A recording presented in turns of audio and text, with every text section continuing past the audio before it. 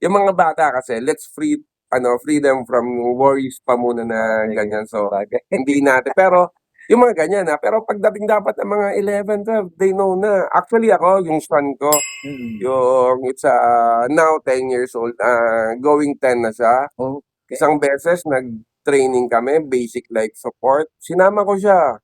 And now she's doing CPR. Ba, galing, Although siyempre wala pang power yung CPR niya, but he knows na. Kasi minsan parang natutulog ako, ginigising niya ako, hindi ako magising.